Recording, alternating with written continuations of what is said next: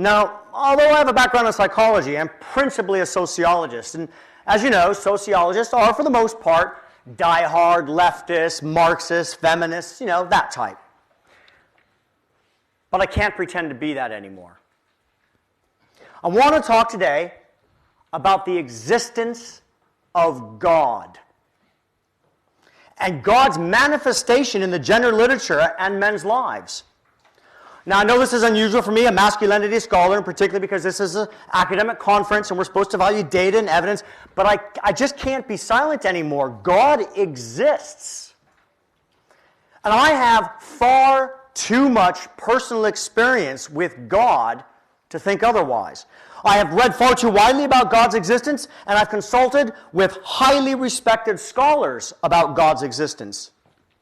It might surprise you to find that much has been written about God, not just in the theological disciplines, but also in the current gender scholarship. Here, research also confirms God's existence, not just the genesis of God in a tribal world a millennia ago, but the actual operation of God in contemporary society. And this includes highly cited social scientific academic tropes, including bargaining with God, which has over 3,000 academic citations. The most salient evidence of God, however, comes from the rich history of people discussing God. But for me, as a social scientist, the truth, the evidence that God exists comes from the fact that women have babies. Now, I know this is a biological phenomenon, but there's a differentiation enough between women and men that women can make those babies. And from that minor biological variance, God speaks to us, rather informs us that men's job is to supply for the babies what life requires, and women's job, of course, is to care and nurture for that baby until she's perhaps well rested enough to make more. Now, most sociologists, most scholars of gender, certainly all women's studies professors, believe that the life variance outcome, the very way in which we experience life itself, is not the product of divine intervention. They don't normally believe that this is the product of biology either. For them, this is the product of man's free will. And by this, I mean men's free will. That men use collectively, intentionally, and essentially to promote their lives and demote the lives of women. Minute and a half in. By now you may have realized I'm full of shit. The trick here is that I've argued that God exists when I don't actually believe that God exists. Well, I do believe God exists, but I don't believe that God exists. I believe that God exists, but simultaneously God does not exist, and I explain this way. God exists because people created the idea of God. But because people created the idea of God, they treat God as if God was real. And in sociology, we call this reification. That is the process of making something real socially that is not real. And because we now socially believe in God, despite the fact that God contests actual evidence, we see the world through God-tinted glasses. God exists for us because we choose to see certain things and we deny the evidence in seeing other certain things. Psychologists will know this as confirmation bias. And this is the enduring power of God. We may not have one person claiming to know all the mysterious ways in which God works, but we have millions of followers to attest to God's endurance and power. We cannot define precisely what God is, but we nonetheless believe that the Almighty Father rules.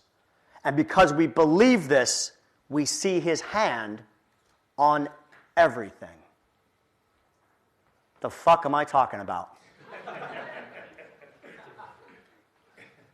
Well, what the hell am I, a social scientist, an evidence-based scholar, talking about? I'm an atheist. Let me read that for you again. The whole thing. I apologize. Take a deep breath. Although I have a background in psychology, I am principally a sociologist. And as you know, sociologists are, for the most part, die-hard, Marxist, feminist, leftist types, But I can no longer pretend to be such. I want to talk about today about the existence of patriarchy. and its manifestation in gender literature and men's lives. I know it's unusual for me, and particularly, thank you, Martin, thank you. And because this is an academic conference, so we should value data and evidence, yet I can no longer be silent in regards to patriarchy. Patriarchy exists. Patriarchy exists, and I have far too much personal experience with patriarchy to think otherwise. I've read far too widely about patriarchy's existence, and I've consulted with highly respected scholars about patriarchy's existence. It might surprise you to know that much is written about patriarchy, not just in the theological disciplines, but in current gender scholarship. Maybe that doesn't surprise you. Here, research also confirms patriarchy's existence, but not just patriarchy as practiced a millennia ago in tribal societies, but the actual operation of patriarchy in contemporary society. It might surprise you to know that the book Bargaining with Patriarchy has 3,000 academic citations. But the most evidence of you get the idea. We skip on a little bit, right? And then, of course, I say, by now you know that I'm pulling a bit of trick. Patriarchy doesn't actually exist. Well, I do believe that patriarchy exists, but I don't believe that patriarchy, exists. You see, I don't think that scholars of patriarchy have real evidence of patriarchy's existence. Instead, they simply rely on what other individuals have said to them or written a long time ago. Belief that patriarchy exists, but simultaneously does not exist. How do I explain this?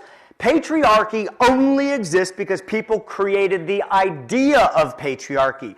But because people created the idea of patriarchy, they treat patriarchy as if patriarchy is real. In sociology, we call this reification, to make something that is not real socially real. Because we now believe in patriarchy, despite the fact that patriarchy contests actual evidence, we see the world through patriarchy-colored glasses. Patriarchy exists for us because we choose to see certain things, and we deny patriarchy's existence because we choose not to see other things. This is known as confirmation bias. This is the point. This is the enduring power of patriarchy. We may not have one person claiming to know all the mysterious ways in which patriarchy works, but we have millions of followers to attest to patriarchy's endurance and power. We cannot define precisely what patriarchy is, but we nonetheless believe that the Almighty Father rules. And because we believe in that rule, we see his hand on everything. Now, I am a gender scholar, and I've come from the world of feminist studies. My PhD advisor was Michael Kimmel and Michael Mesner. I bought the feminist mantra, I drank the Kool-Aid, and then I watched the red pill. I got a little clap. Everybody loves a confession story, don't they, right? So I'm going to present that at my next gender conference, because my world as a sociologist of gender is absolutely littered with people who espouse the rhetoric of patriarchy. And I've just published the first ever sociological book, actually it's sociological and psychological in nature, on men and masculinities in their lives. It's a thoroughly evidence-driven book. And I sent the manuscript out intentionally to multiple reviewers, to people like Michael Kimmel, to people like other famous feminists, and to people like Mike Buchanan. And the official academic responses that I received from the feminist lot were one-paragraph dismissals, describing it as a trope, describing it as sensationalism, or you get the idea. An outright dismissal without engaging in the arguments or the evidence in any capacity. As far from academic as you can get. I gave the book to Mike Buchanan. Do you guys know Mike Buchanan? Raise your hand if you know Mike Buchanan. All right. I called him up and said, hey, I did my PhD with Mesner and Kimmel. He told me to fuck off. I said, no, really, I'd like to present at your conference. He told me we wouldn't want you with a 10-foot pole. Right. He read every word of that manuscript twice. So why is it my colleagues in gender studies are so entrenched in the notion of patriarchy? So the intellectual exercise I have for you, and this is not a data-driven exercise. My talk tomorrow, highly data-driven. This is a thought exercise. But the thought exercise that I have for you today is to ask the question, what can we learn about religion that we can then apply to patriarchy? And in this thought exercise, I come up with a couple of, probably very simplistic ways of thinking about religion, and that is simply that people become religious because they are indoctrinated into the religion when they were very young and impressionable by people with high social and moral capital. Right? That there's stigma for questioning the existence of God when you are going through this indoctrination process. Essentially, we divide two camps, the pure, the good, and the bad, the righteous and the immoral. And then there's a spillover effect, and I think this is perhaps the strongest attribute to religion, that religion becomes more than just a set belief and a supreme ideology, but religion becomes a sense of community. It's an identity. It's a familial association with other people on the same group. It is an in-grouping process that makes you feel valued and loved and special and better than because you are not them. And I believe that the concept of patriarchy offers all of those attributes. And I see it in myself. I wanted to do a PhD. I was a gay male athlete, came out of the closet as America's first openly gay high school coach, had a horrible experience, wanted to study the experiences of gay men in sport, found Michael Mesner. Did I have a choice? Right? I was young as a scholar, and I was socialized into the doctrine of patriarchy by somebody with incredibly high social capital. And the lectures that I heard made this seem like it was a moral issue as well. There was stigma for me the day I brought Warren Farrell's book to class, naively, knowing nothing about it, haven't even cracked the cover, but found it for 25 cents on a New York City street. And the look on Michael Kimmel's face, like, boom, you would just swear. I told him that his mama died. I mean, he was just aggrieved. So we put that away because that book is associated with stigma. And I want a job, I want a career, I want to be a good person, I want to be a nice guy. I don't want to be immoral. I want to be a feminist. And then, of course, there's a spillover of identity and community. You want to get published in Gender in Society, the #1 ranked gender journal in the social sciences? You damn well better be a feminist, and you better be on the in-group. So patriarchy has all of those same 3 principles of indoctrination that religion does. But I've been arguing with academics who are supposed to be social scientists, who are supposed to be at some level evidence-driven. I exist within the social sciences, not the humanities. And that's not to say that no humanities scholars use evidence either, but it is to say that it is social sciences. There is supposed to be a foundation of science.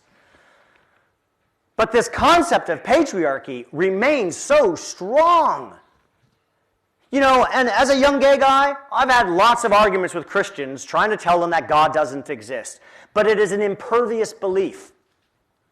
It doesn't require evidence for their belief in God.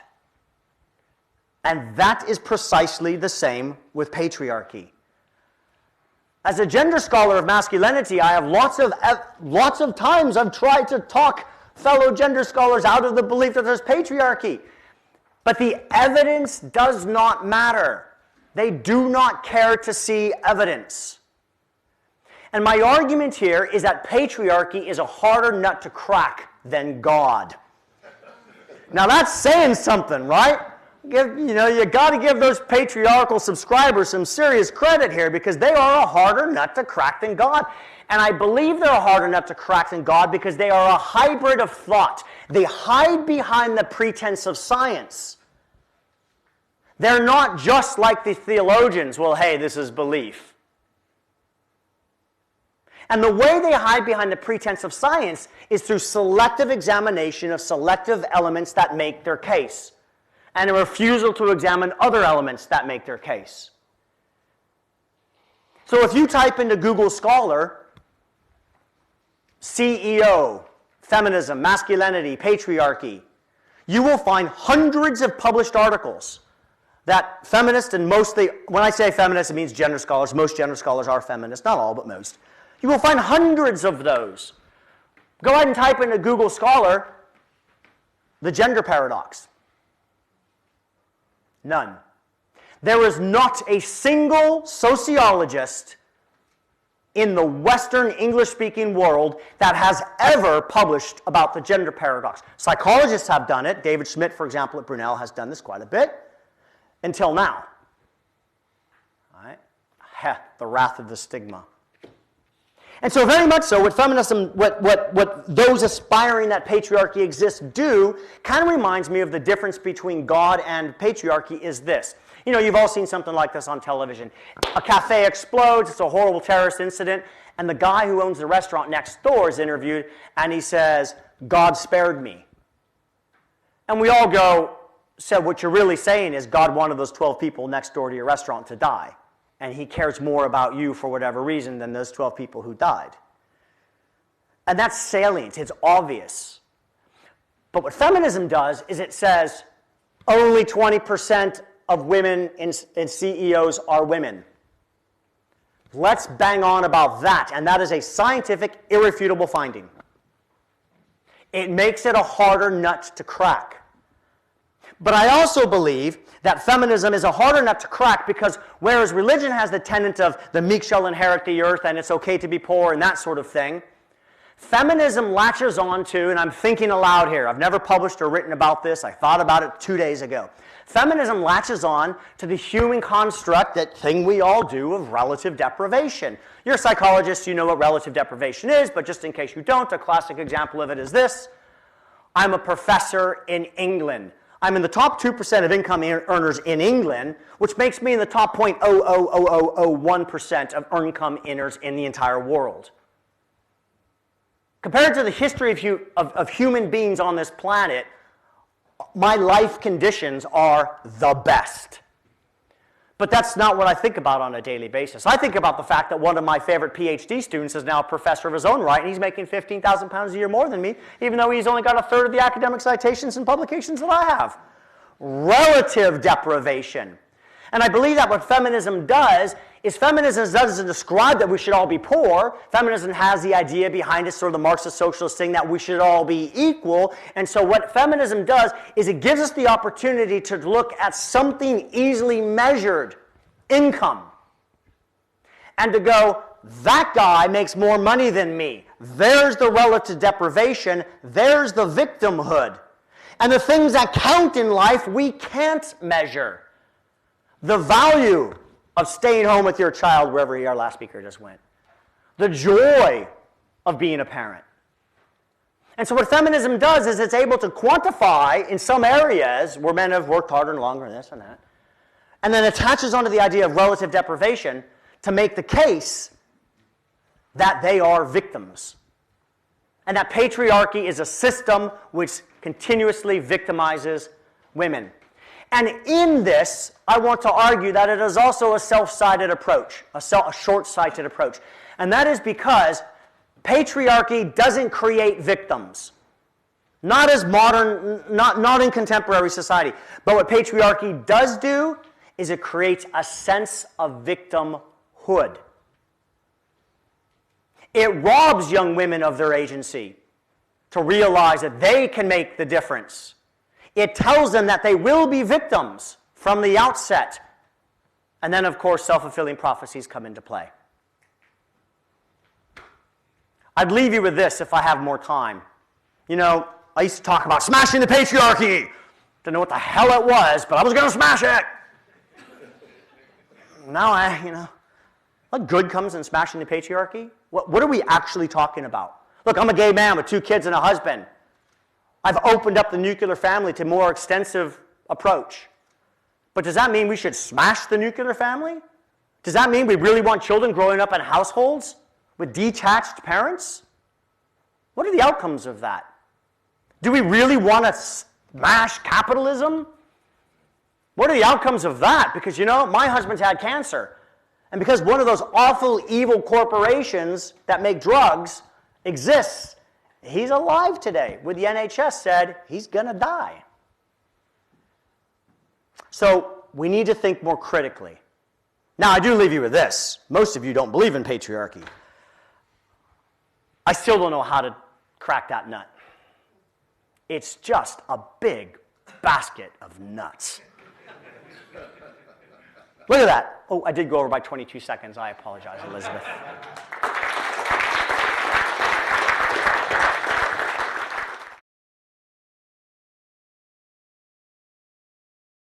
World. I mean, is Saudi Arabia patriarchy?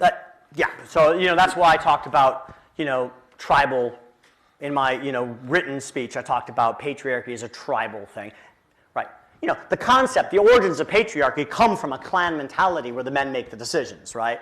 And it's now been extracted to what essentially the clan mentality is essentially is a dictatorship, right? And now it's been extracted to our modern democracy. So yeah, so that's a whole different argument. I'm talking about this country here now. And the persistence of the use of the concept of patriarchy. Ill-definable, which makes it all the harder to crack. Okay, let's have that tea and coffee break. Right, I'm going to be the first out the door.